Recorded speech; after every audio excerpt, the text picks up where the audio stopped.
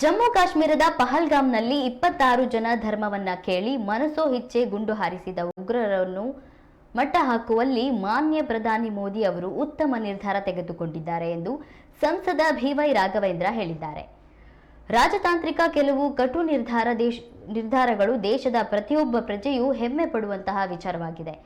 ಪಾಕಿಸ್ತಾನದವರು ನಮ್ಮ ನೀರನ್ನೇ ಕುಡಿದು ನಮಗೆ ದ್ರೋಹ ಮಾಡುವುದು ಸಹಿಸಲಾಗುವುದಿಲ್ಲ ಎಂದು ಕೇಂದ್ರ ಸರ್ಕಾರದ ನಿರ್ಧಾರ ಸಮರ್ಥಿಸಿಕೊಂಡಿದ್ದಾರೆ. ನಂತರ ಮಾತನಾಡಿದ ಅವರು, ಸಿಗಂದೂರು ಕಸವಳ್ಳಿ ಜನರ ಬಹುನಿರೀಕ್ಷಿತ ಸಿಗಂದೂರು ಸೇತುವೆ ದೇಶದ 2ನೇ ಸೇತುವೆಯಾಗಿದ್ದು, ಇದರ ಕಾಮಗಾರಿ ಪೂರ್ಣವಾಗಿದ್ದು ಇನ್ನು ಕೇವಲ 2 ತಿಂಗಳಲ್ಲಿ ಉದ್ಘಾಟನೆಗೊಳ್ಳಲಿದೆ ಎಂದು ತಿಳಿಸಿದರು.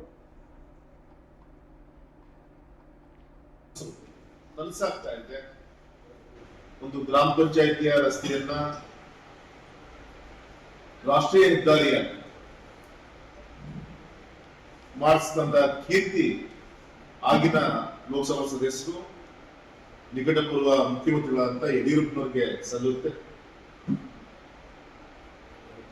ಅದಾದ್ಮೇಲೆ ರಾಷ್ಟ್ರೀಯ ಹೆದ್ದಾರಿ ಅಪ್ಗ್ರೇಡ್ ಮಾಡಿಕೊಟ್ಟಂತ ಧೀಮಂತ ನಾಯಕರು ಗಡ್ಕರಿ ಜಿಯವರಿಗೂ ನಾನು ಅಭಿನಂದನೆ ಸಲ್ಲಿಸ್ತೀನಿ.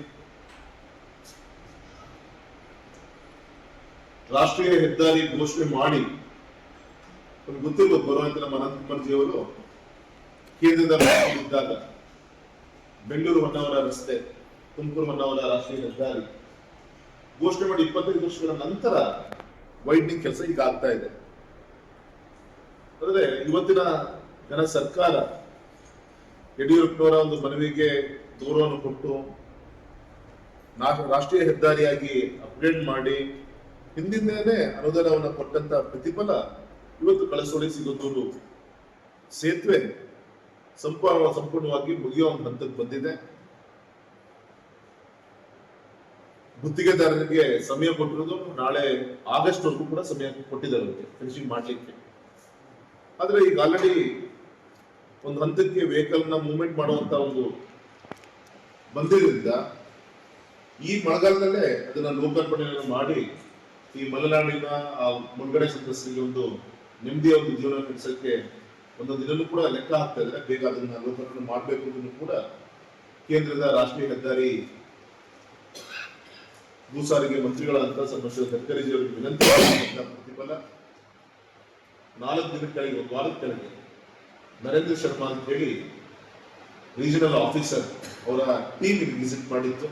ಯಾವ ಹಂತದಲ್ಲಿದೆ, ಜೂನ್ ಅಲ್ಲಿ ನಾವು ಉದ್ಘಾಟನೆ ಮಾಡಬಹುದಂತ ಪರಿಶೀಲನೆ ಮಾಡ್ಕೊಂಡು ರಿಪೋರ್ಟ್ ಕೊಡಿ ಅಂತೇಳಿ ಅವ್ರಿಗೆ ಕಳಿಸ್ಕೊಟ್ಟಿದ್ರು. ಮತ್ತೆ 100 ಕೋಟಿಗಿಂತ ಮೇಲಿನ ಯಾವುದೇ ಕಾಮಗಾರಿಗಳು ಕೂಡ ಪ್ರಧಾನಮಂತ್ರಿಗಳ ಕಚೇರಿಗೆ ಹೋಗುತ್ತೆ. ಮೊನ್ನೆ ನನ್ನ ಮಗನ ಒಂದು ಮದುವೆಯ ಒಂದು ಆಮಂತ್ರಣ ಸಂದರ್ಭದಲ್ಲೂ ಕೂಡ ವಿನಂತಿ ಮಾಡ್ಕೊಂಡಿದ್ದೀನಿ, ತಾವೇ ಖುದ್ದಾಗಿ ಬಂದು ಇತಿಹಾಸದ ಒಂದು ಸೇತುವೆ ಇದು, ದೇಶದ 2ನೇ ಒಂದು ಈ ಒಂದು ಕೇಬಲ್ ಸ್ಟೇ ಟೆಕ್ನಾಲಜಿಯ 2ನೇ ಉದ್ದವಾದಂತ ಸೇತುವೆ ಇದು.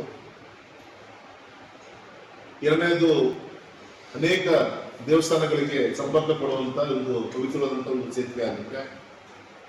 3ನೇದು ಸುಮಾರು 50-60 ವರ್ಷದ ನರಳಾಟವನ್ನು ಮಾಡ್ತಿರುವಂತ ನಮ್ಮ ಮುಳುಗಡೆ ಸಂತ್ರಸ್ತರಿಗೆ ಒಂದು ಪ್ರಮುಖವಾದಂತ ನಮ್ಮ ಸಾಗರ ನಗರಕ್ಕೆ ಎಷ್ಟೊತ್ತಿಗಾದ್ರೂ ಕೂಡ ಬಂದು